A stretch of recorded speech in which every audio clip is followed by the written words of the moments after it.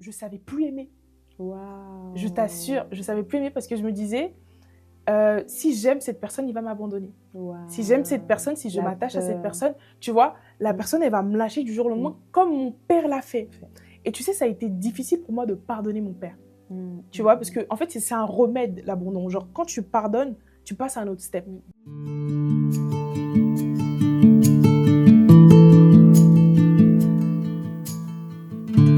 Hello les amis, bienvenue dans Femmes où sont ceux qui t'accusaient.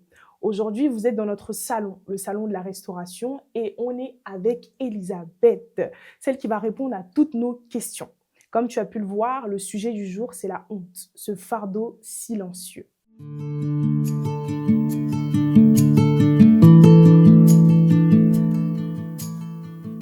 Si tu n'as pas vu les autres épisodes, je t'invite à les regarder parce que c'est une continuité et là on est dans une saison brisée mais restaurée. Et aujourd'hui on parle de la honte, mais l'épisode précédent c'était l'abandon ou encore l'identité brisée ou encore tomber et alors. Bref, il y a eu des épisodes qui peuvent de la même manière, cet épisode te bénira, les autres épisodes également te béniront. Donc va vite les voir. So, Elisabeth, la honte, ce fardeau silencieux. On a une question pour toi, Elisabeth. C'est de savoir pourquoi cacher la honte alors que c'est quelque chose, on sait, au plus profond de notre âme, nous fait du mal, pèse au fond de nous. Donc pourquoi la cacher? C'est simplement parce que la honte rappelle une transgression. La honte rappelle quelque chose qu'on a omis ou qu'on n'a pas fait comme il fallait. Quand je parle de transgression, je parle de soit nos valeurs, c'est-à-dire qu'on va à l'encontre de nos valeurs, des lois, toutes ces choses-là qui vont emmener le fait qu'on aura honte de nous. Parce que nous-mêmes, on ne retrouve plus notre intégrité. Donc, on ne se retrouve plus dans ce qu'on fait. C'est lorsqu'il y a une rupture entre ce que je suis et ce que je fais. Donc, forcément, on n'a pas envie qu'on nous voit sous un mauvais jour. C'est rare qu'on aime se plaire à ce qu'on ne nous aime pas ou qu'on ne plaise pas au monde. Alors forcément, tu ne vas pas aller t'exposer. Tu vas chercher plutôt à cacher ce sentiment ou à cacher la faute, à cacher ta transgression. Est-ce que toi, tu es de ceux-là qui diront qu'il faut apprendre à vivre avec la honte? Quand tu me dis ça, ça me fait penser à moi-même mon vécu. Où pendant très longtemps, j'étais assez timide. Et puis, je marchais en regardant mes pieds, j'avais honte d'exister, j'avais honte d'être, je n'osais pas, voilà. Moi, c'était une forme de honte comme ça où c'est pas que des valeurs que je transgressais, mais je n'osais pas. Je n'osais pas de peur justement de transgresser, c'est-à-dire moi-même j'anticipais la transgression. Et honnêtement, je pense pas qu'il faille vivre avec, parce que j'en ai souffert. Quand tu n'oses pas faire quelque chose, tu souffres, tu passes à côté d'opportunités, tu te découvres plus lentement, du coup, vu que tu fais tout plus tardivement. Donc, je pense que c'est des étapes qu'on doit traverser, mais il ne faut pas se dire « je dois vivre avec ». Non, il faut faire le nécessaire pour en sortir. Mais tu as dit quelque chose, tu as dit que tu ne transgressais pas de valeur. Toi, tu disais c'était plus, en gros, quand tu avais honte de te prononcer, honte de te montrer, voilà. Mais donc, ça veut dire qu'il y a des personnes donc, qui ont honte parce qu'ils ont transgressé des valeurs, et il y a de ceux-là qui sont dans ton cas. Mais moi, j'aimerais savoir, du coup, pour les personnes qui sont dans ton cas, qu'est-ce qui cause ça? Ce qui cause ça, ça peut venir de l'éducation. Personnellement, j'ai eu une éducation où les aînés avaient énormément de poids. Où, quand je parle des aînés, c'est pas que mes frères et sœurs aînés, mais même les parents, on nous a appris que les personnes plus âgées, il faut les respecter, il faut les écouter. Donc, il y a déjà un poids naturel où tu grandis et tu te dis, inconsciemment, il y a déjà des regards sur moi, il y a des gens qui s'attendent à ce que je fasse les choses bien. Et donc, j'avais peur de décevoir. J'avais peur de décevoir, j'avais peur de ne pas être assez, j'avais peur de ne pas être suffisante et parfois aussi tout simplement parce que je ne savais pas quoi dire tout le temps. Et donc, et puis j'avais peur du regard. Moi, j'ai eu pendant très longtemps peur du regard des autres. Et donc, je me souviens, je marchais en regardant mes pieds, j'avais beaucoup honte. Et je n'aimais pas gêner aussi, parce que parfois, la gêne peut amener la honte. C'est quelque chose de plus léger, mais au fur et à mesure que c'est nourri, ça amène la honte. Moi, je n'aime pas du tout gêner. Ça fait même que j'ai du mal à aller vers les gens en premier lieu. Je vais parler au passé, parce que je travaille encore dessus, et je pense qu'aujourd'hui, je fais pas mal d'efforts. Mais j'ai du mal à aller vers les gens quand je ne les connais pas. parce que j'ai peur de les gêner. Je me dis, mais peut-être ils n'ont pas envie que je leur parle, ils n'ont pas envie que je sois là. Mais ça vient quand même d'un passif, ça vient de quelque part. Je ne suis pas née comme ça, mais c'est des vécus que j'ai eus, ou sûrement on m'a rejetée, ou je ne me suis pas trouvée suffisante, qu'on crée ce retrait en moi-même et qui ont fait qu'au fur et à mesure, j'ai eu du mal à assumer exister. Elisabeth a parlé du rejet, c'est notre prochain épisode, donc soyez à l'affût.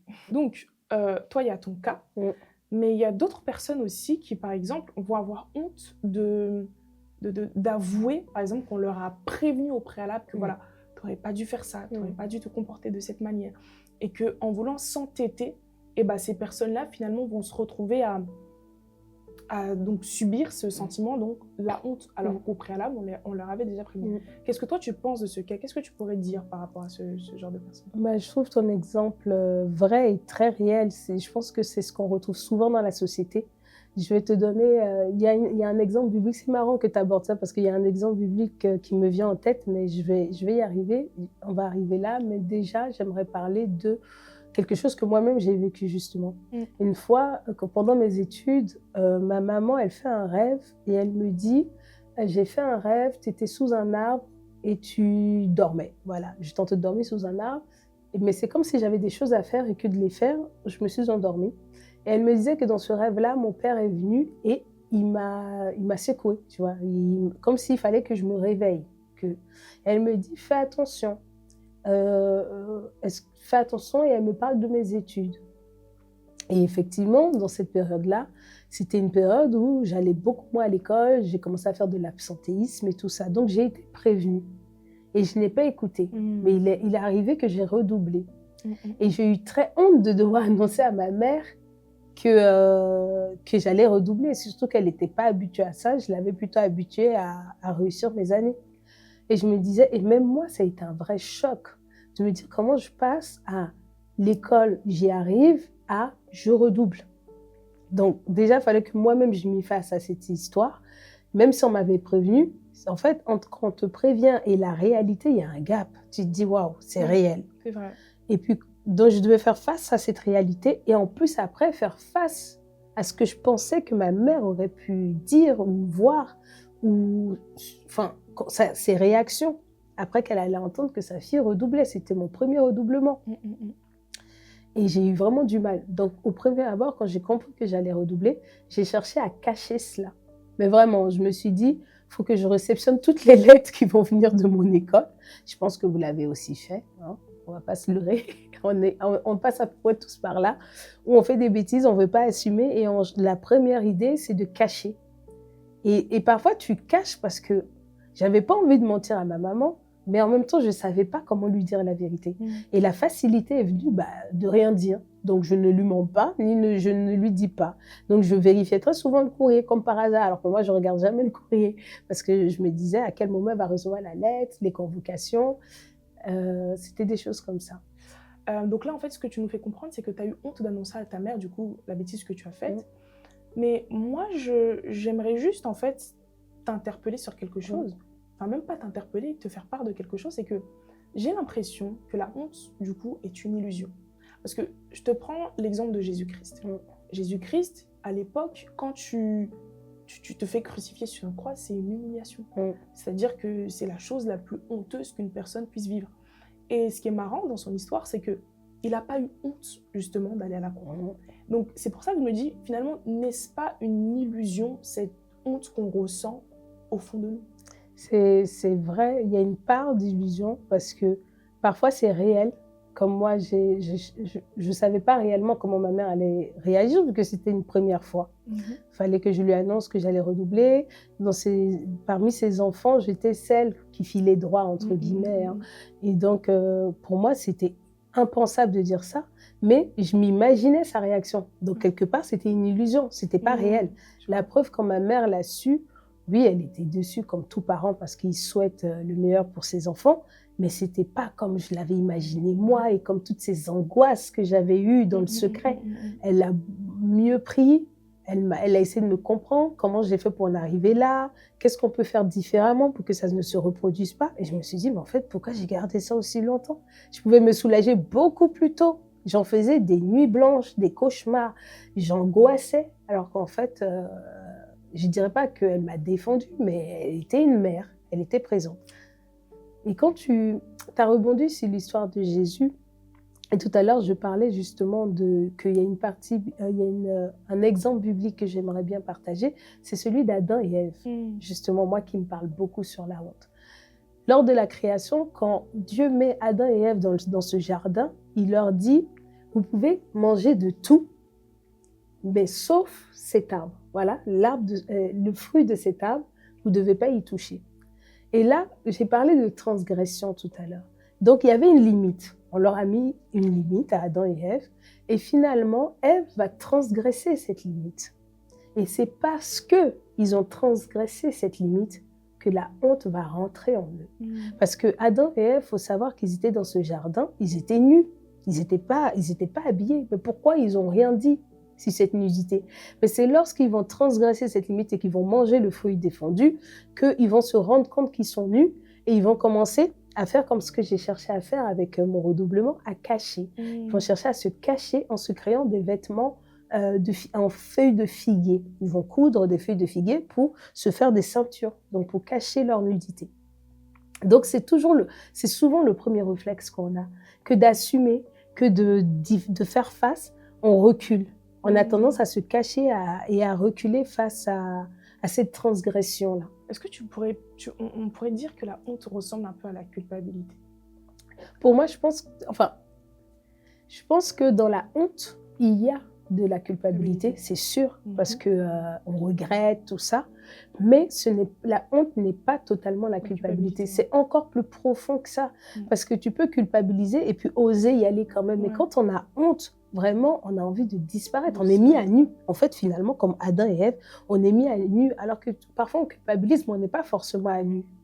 Là, on est vraiment mis à nu. Donc, c'est pour ça que j'aime beaucoup cet exemple de nudité, parce que c'est ce qu'on éprouve quand on a honte. On a l'impression que tout le monde nous voit nus, on nous voit tel qu'on est réellement, parce que, comme je l'ai dit, c'est lorsqu'il y a une rupture avec son intégrité, entre ce qu'on fait et ce qu'on est. Tu sais, j'aime beaucoup ce que tu viens de dire. Tu as dit, en gros, on nous met à nu. En fait, je vais en profiter du coup pour raconter un peu un petit passage de mon petit parcours. C'est que, tu vois, genre... tu vois, quand tu commences à apporter des messages, à prêcher, à faire l'œuvre de Dieu, tout simplement, les gens, ils commencent un petit peu à prendre exemple sur toi, t'inspires d'autres personnes, tu vois. Ce que j'essaie de dire, c'est que tu inspires d'autres personnes. Et dans le fait d'inspirer d'autres personnes, tu commences à te dire, faut que je fasse, faut pas que j'ai plus droit à l'erreur en quelque sorte. Et tu vois, c'était une manière de penser que j'avais à un moment donné. Et en fait, ce qui m'a confondue, c'est quand, on va dire, je suis retombée dans mes travers. Tu vois, quand je suis retombée dans mes travers, je me suis dit, c'est pas possible. Laure, tu peux pas apporter la parole et puis te retrouver à faire ça, à faire ceci, à faire cela. Ou encore, en fait, je me sentais mal, tu vois. Et c'est là où, quand tu dis, c'est comme si, en fait, tu étais mis à nu, voilà, et c'est ça. Et en fait, j'avais cette honte en moi de me dire que je dis aux gens de marcher dans la sanctification, je dis aux gens de se comporter d'une telle manière selon la parole de Dieu, mais moi, je ne suis pas mieux, tu vois. Et c'est-à-dire que c'était un truc qui mentait. J'étais en mode, c'est pas possible, genre, tu dois vite sortir de là. Et même, tu vois, le fait de me dire qu'il y a d'autres personnes qui auraient pu être au courant de ça, de se dire que alors elle a eu à faire ça alors qu'elle nous donne ce genre de message, pour moi, c'était pas possible. Et du coup, je me souviens, un jour, je m'étais imaginé, tu vois, ce truc-là de si je le raconte, si je le dis, et les gens, ils vont faire comme la femme adultère. Allez, voilà, tiens, tu vois. Et en fait, je me souviens, quand j'avais raconté, parce que j'étais allée me confesser à mon père spirituel, j'ai dit, voilà, papa, j'ai fait ça. Et en fait, il s'est juste foutu de moi. Genre, en fait, au lieu de me dire, alors toi, en fait, de me dire que voilà, il va me sanctionner, c'est fini pour moi, tu vois. Non, il s'est juste foutu de moi, genre. Et en fait, je me suis dit, et quand il s'est foutu de moi, il m'a parlé dans l'amour, tu vois. C'était pas en mode, toi, tu vois. Et c'est juste ce truc de, je te parle dans l'amour qui m'a fait me rendre compte, mais pourquoi j'ai eu si honte? Pourquoi je me suis imaginé autant de choses? Et en fait, ça m'emmène du coup à te poser la question de me dire, mais est-ce que du coup, ça serait pas une manière pour Dieu de nous emmener à changer, à devenir de meilleures personnes. Amen. C'est fort ce que tu dis parce que justement dans la suite avec Adam et Ève, quand Dieu appelle Adam, il dit Adam, Adam, où es-tu? Et Adam dit, quand j'ai entendu ta voix, je me suis caché parce que je suis nu. Et Dieu lui dit, qui t'a appris que tu étais nu? Donc, on passe d'une étape où ils étaient nus, ils ne le savaient pas, à ils sont nus, ils le savent parce qu'ils ont mangé le fruit de l'arbre du bien et du mal qui était défendu. Et après, quand Dieu lui dit, mais je t'avais dit de ne pas le faire, qu'est-ce qu'il fait Adam? Que de reconnaître, que de dire, oui, je suis désolée, voilà, pardon, repentance et compagnie. Il dit, mais c'est ta faute. C'est comme s'il lui disait, mais c'est ta faute. C'est toi qui as créé la femme à côté de moi qui m'a fait faire ça, en fait. C'est comme s'il renvoyait la faute, l'erreur sur Dieu en disant, bah, toi, si grand Dieu, pourquoi as-tu mis une femme qui allait me faire tomber? Honnêtement, dans cet amour qu'est Dieu, ce qu'on connaît de Dieu, je pense honnêtement que si Adam avait dit, Père, pardonne-moi, on aurait peut-être connu autre chose de la suite. Parce que il a préféré, il n'a pas assumé. Tu vois, tu as parlé de toi, tu es allé et tu as reconnu. Donc oui, il y a une forme de changement. Parce que lorsque tu reconnais, ça veut dire que tu as déjà envie de faire autrement. Donc tu as envie de changer, tu as envie d'être meilleur, tu as envie de t'améliorer. Tu n'as plus envie de transgresser, tu n'as plus envie de faire ce qu'on te dit de ne pas faire. Mais lorsque tu ne fais pas preuve de reconnaissance sur l'acte que tu as fait et que tu continues de cacher, bah tu restes à vie avec tes feuilles de figuier. Parce qu'une fois qu'ils vont être mis à nu et que Dieu va voir tout ça, il va leur coudre des vêtements beaucoup plus pérennes. Là où ils avaient des vêtements temporaires. Donc c'est pour dire que quand tu te mets à nu, quand tu reconnais, en fait, quand tu viens et que tu dis, voilà, là, même s'il n'a pas reconnu que c'était de sa faute, il a quand même dit qu'il était nu. Bah, Dieu, il a cherché quand même à les couvrir, même s'il y a une sanction. Il les a couverts. Et en fait, c'est ce qu'il faut se dire derrière chaque acte, derrière chaque situation de honte, c'est que la vérité est mieux que le mensonge parce qu'on s'enfonce. Il faut voir le mensonge comme ces feuilles de figuier, ça ne suffit pas. C'est temporaire, ça pourra être pour un temps, mais toute ta vie, tu ne peux pas vivre avec des feuilles de figuier. Ce n'est pas assez stable, ce n'est pas assez solide, alors que des vêtements en peau d'animal, c'est beaucoup plus solide. C'est ce que Dieu a confectionné pour Adam et Ève. Et ce qui est encore plus fort, c'est de se dire que si on nous parle de peau d'animal, ça veut dire qu'il y a eu un premier sacrifice. Il y a forcément eu des animaux qui ont dû être sacrifiés pour pouvoir prendre la peau et faire ses vêtements. Donc, ça veut dire qu'aussi dans la réparation de la honte, il y a un sacrifice à faire. Il y a un sacrifice à faire. Tu ne peux pas dire que tu as honte de quelque chose et puis rester là comme ça et attendre que ça passe. Tu dois faire des efforts, tu dois trouver le courage, tu dois aller de l'avant, tu dois essayer de réparer. Tout ça demande un sacrifice. Déjà, dire la vérité, faire face au regard, faire face au jugement, parce que peut-être d'autres vont te juger, d'autres non. Faire face aux sanctions, en fait, parce que tu as transgressé, tu n'as pas joué le jeu. Et c'est normal. Et c'est normal d'assumer cela. L'histoire d'Adam et Ève est très fascinante parce que ça me rappelle aussi l'histoire du fils prodigue. Tu sais, ce fils qui était parti et qui est revenu. Et quand il revient, son père lui dit, voilà, regarde, ton frère, il est parti, il était mort et il est revenu à la vie. La honte, c'est comme si en fait, tu es dans une sorte de prison, tu vois. Tu es dans une sorte de prison et pour sortir la tête haute, c'est comme ce verset qui dit, venez à moi, vous qui êtes chargés et fatigués, je vous donnerai du repos. C'est-à-dire qu'en fait, pour sortir du coup de cette prison, pour avoir la tête haute, c'est d'une part ce que tu as dit de reconnaître, mais de se dire aussi qu'il y a quand même quelqu'un qui est là. Tu vois, il y a une personne, et je pense que tu nous parleras un peu plus de cette personne, mais il y a une personne qui est là justement pour nous, qui dit, venez à moi, vous qui êtes chargés et fatigués, parce que c'est quelque chose de lourd, tu vois. Et on en fatigue, on n'en peut plus, on le garde pour nous. Donc en fait, c'est une manière de dire que avoir gardé la honte en nous, c'est comme si on gardait la mort. C'est comme si on essayait de vivre. Comment je peux dire ça? De vivre mort, voilà. Même pas de vivre mort, mais d'être mort. De vivre en étant mort. Voilà, exactement. C'est comme si tu penses que tu vis, mais en réalité, tu n'es pas en train de vivre, tu es en train de mourir petit à petit. Et ça, il dit, voilà, il a reconnu et il est revenu à la vie. Parce que c'est ce que ce fils, il a fait. Il est revenu vers son père, il a reconnu son erreur et il est revenu à la vie. Et donc, Elisabeth, est-ce que tu penses que la honte est le moyen que l'ennemi va utiliser pour nous donner d'oublier notre identité? Je pense clairement oui, parce que je ne sais pas si c'est l'ennemi qui l'utilise, mais en tout cas, si on reste là-dedans, si on ne sort pas de là, vu que j'ai parlé d'intégrité, ça veut dire qu'on ne répare pas son intégrité. Et si tu ne répares pas ton intégrité, ça veut dire que tu te mens à toi-même. Et si tu te mens à toi-même, ça veut dire que tu es dans le mensonge. Et la parole nous dit quoi? Que le père du mensonge, c'est le diable. Donc oui, c'est là où il peut rentrer.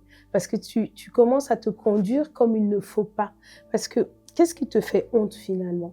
C'est de ne pas ressembler à tes valeurs. C'est comme j'ai beaucoup aimé l'exemple dont tu parlais quand tu as parlé de les gens ne doivent pas savoir ce que je fais parce que je leur dis de ne pas le faire et moi-même je le fais. Donc là, on est dans l'exemple du cordonnier mal chaussé. Moi, je répare les chaussures, mais moi, les miennes ne sont même pas belles. C'est un peu ça. Et parfois, c'est vrai qu'on a honte dans cette position du cordonnier mal chaussé parce que c'est plus facile de dire que de faire. On le sait tous. Mais il faut rappeler, c'est pour ça que lorsque tu t'exprimes, lorsque tu donnes même des conseils, lorsque tu parles aux autres, il faut toujours avoir de l'humilité. Il faut toujours avoir une posture qui fait que tu te rappelles que toi aussi, ce que tu dis de ne pas faire, tu peux passer par là. Et si tu ne passes pas par là, ce n'est que la grâce de Dieu. Ce n'est ni ta force, ni ton intelligence, ni ta puissance personnelle, mais c'est la grâce de Dieu qui fait la différence entre toi et les autres. Quand tu es dans cette posture d'humilité, tu as moins peur de faire face à la honte parce que tu reconnais que tu es un être faible et que tu n'es pas parfait et qu'à part Dieu, nul ne l'est. Et donc déjà, tu as une posture qui ramène les choses, pour ceux qui sont croyants, tu ramènes à Dieu. Qu'en fait, c'est lui, c'est pour ça qu'il dit que le faire et le vouloir vient de lui. Et que nos forces, en fait, tout vient de lui. Donc quand je veux faire quelque chose, quand je veux y arriver, vaut mieux que je fasse appel à celui-là qui peut me permettre de le faire. Et donc, oui, l'ennemi peut passer par là, l'ennemi peut amplifier cette sensation parce qu'il aime le mensonge, il est le père du mensonge. Alors, j'encourage vraiment à ne pas rester longtemps dans une posture de peur de dire et de prendre son courage à deux mains. Au pire, c'est comme un sparadrap, on le dit souvent, les mauvaises nouvelles, c'est comme un sparadrap qu'on arrache d'un coup, ça fait mal sur le coup, après, on passe à autre chose. Et il y a une personne qui peut beaucoup, comme l'a dit tout à l'heure Laure, il y a une personne qui peut beaucoup nous aider à faire face à tout ça. Pour notre part, ça a été Christ, ça a été Dieu. Croire en Dieu m'a beaucoup aidé à faire face à la honte, à faire face aux situations où je n'étais pas parfaite, parce que j'ai compris que de toute façon, je ne l'étais pas. Avec erreur ou sans erreur, je ne suis pas parfaite. Et si tu avais une parole à déclarer contre la honte, ce serait quoi? Waouh! Si j'avais une parole à déclarer contre la honte, je dirais que l'amour supporte tout. Amen. L'amour supporte tout parce que dans chaque exemple qu'on a donné aujourd'hui, toi et moi, on a parlé d'une part d'amour. Et si j'ai réussi à faire face à cette honte, j'ai été beaucoup encadrée par ma famille, mes frères et sœurs, ma mère, qui me répétait toujours que je valais la peine de lever les yeux, je valais la peine d'arrêter de regarder mes pieds. Et encore quand j'ai redoublé, que je pouvais faire encore mieux et que ça ne me ressemblait pas et qu'elle sait qu'en moi, il y a des possibilités de faire plus. Donc, je dis, l'amour supporte tout. Donc, j'encourage aussi tous ceux qui écoutent ce moment qu'on partage ensemble dans ce salon de restauration à faire preuve d'amour envers ceux-là qui fautent, envers ceux-là qui transgressent, parce que nul n'est parfait. Ça peut être toi aussi. Et si tu subis la honte, je t'encourage à faire preuve de courage. Vraiment, fais preuve de courage. C'est important, oui, je t'encourage tu vois, double encouragement à faire preuve de courage parce que personne mieux que toi peut rétablir ton intégrité, je pense. Amen. Je suis bénie là. On est bénis ensemble. Je vais vous inviter à prier avec nous. Donc, tu vas juste répéter après nous. On va faire des déclarations. Tu vas le dire avec moi. Je déclare que la honte n'est plus mon partage. Je déclare que la honte n'est plus mon partage. Je déclare que je marcherai dans l'amour tout au long de ma vie. Je déclare que je marcherai dans l'amour tout au long de ma vie. Je déclare que je m'imprègne de l'amour de Christ dans mon cœur. Je déclare que je m'imprègne de l'amour de Christ dans mon cœur. Dans le nom de Jésus-Christ de Nazareth. Dans le nom de Jésus-Christ de Nazareth. Amen. Amen. Voilà. Alors, merci Elisabeth. Merci à toi, Laure. Merci à vous d'avoir pris ce temps de nous regarder, d'écouter ce podcast-là. Tout ce qu'on peut vous dire, c'est de partager à un bon nombre de personnes parce que j'imagine et je pense que ce podcast a pu te faire du bien en écoutant. Donc j'aimerais qu'à d'autres personnes aussi également, ça puisse leur faire du bien. Donc partage, like, mets des commentaires si tu as ce besoin de mettre un commentaire. Si tu as des questions, n'hésite pas. En tout cas, on vous attend pour les prochains épisodes. Soyez vraiment à l'affût parce que chaque épisode est un moyen de pouvoir être restauré par le Seigneur. Donc, je vous invite vraiment à regarder les autres épisodes qui arrivent. Il en reste... on est quoi? On est là, c'est la honte. Donc là, après la honte, il me semble... Là, après la honte, il y a le... Il reste 2 épisodes. Il reste 2 épisodes après la honte. Donc, voilà, c'est une saison. Amusez-vous, faites-vous du bien. En tout cas, que le Seigneur vous fasse du bien au travers de ces épisodes. En tout cas, on vous fait plein de bisous avec Elisabeth. Et puis, on se dit à la prochaine. À la prochaine. Bisous. Merci de nous avoir écoutés. Merci à vous. De toute façon, la parole dit tout concourt au bien de celui qui aime Dieu. Donc, tout ce que tu vis concourt à ton bien. Le rejet que tu vis, l'abandon, tout ce qu'on a traité jusqu'à présent concourt à ton bien. Donc, et puis Dieu dit que il y a une parole que j'aime beaucoup, ça dit qu'il se sert de tes ennemis pour en faire des marchepieds.